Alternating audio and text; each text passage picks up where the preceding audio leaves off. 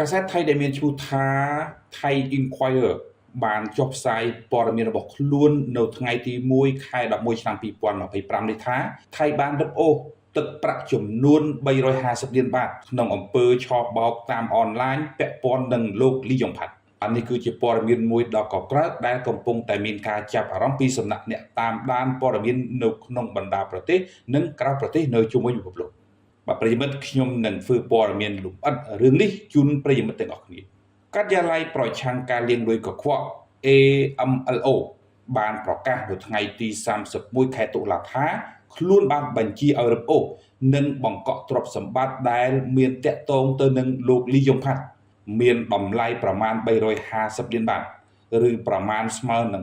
10.8 លានដុល្លារក្នុងការស៊ើបអង្កេតដែលកំពុងតែបន្តធ្វើលើបណ្ដាញឆបោកឆ្លងដែនដ៏ធំពាក់ព័ន្ធនឹងលោកស៊ូចារីវ៉ាន់ថាណាណូបនិងជនសង្ស័យដែលរួមផ្សំគំនិតផ្សេងទៀតរបស់លោកទ្រព្យសម្បត្តិដែលរឹបអូសបានទាំងនោះរួមមានខុនដូដីជាច្រើនក្បាលនិងប្រាក់តម្កល់ក្នុងធនាគារសរុបរហូតដល់ទៅ11ប្រភេទនេះបើតាមការចុះផ្សាយរបស់សារព័ត៌មាន The Star របស់ម៉ាឡេស៊ីគួររំលឹកដែរថាកាលពីពេលថ្មីៗទៅនេះរដ្ឋាភិបាលទីក្រុងបាងកកបានសម្រេចដកសញ្ជាតិថៃពីលោកអុកញ៉ាលីយ៉ុងផាត់សមាជិកពិតសភាកម្ពុជានិងជាអ្នកជំនួយដ៏មានឥទ្ធិពលម្នាក់នៅក្នុងប្រទេសកម្ពុជាផងដែរបើតាមការពន្យល់របស់រដ្ឋាភិបាលថៃលោកលីយ៉ុងផាត់មានជាប់ពាក់ព័ន្ធនឹងឧក្រិដ្ឋកម្មឆបោកតាមអនឡាញតាមបណ្ដោយព្រំដែនថៃនិងកម្ពុជានេះបើតាមការចុះផ្សាយរបស់កាសែតថៃដែលមានឈ្មោះថា Thai Inquirer ប្រិយមិត្តជាទីគោរពរាប់អានយើងឃើញថាក្នុងរយៈពេលថ្មីនេះបាទ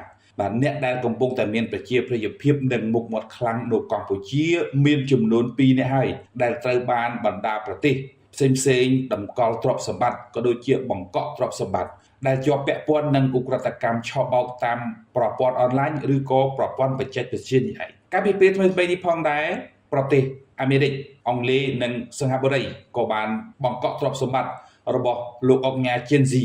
ដែលគេដឹងថាគឺជាអ្នកអុកញ៉ាមួយរូបដែលកំពុងតែមានប្រជាប្រិយភាពនិងមានទ្រព្យសម្បត្តិយ៉ាងស្ដុកស្ដម្ភនៅក្នុងប្រទេសកម្ពុជាហើយតកតងជាមួយនឹងតំណែងវិញក៏មិនធម្មតាផងដែរបាទឥឡូវនេះឃើញមានមួយទៀតហើយបាទពេលនេះលោកអុកញ៉ាលីយ៉ុងផាត់ដែលគេដឹងថាគឺមានតួនាទីមិនធម្មតាដែរនៅក្នុងប្រទេសកម្ពុជា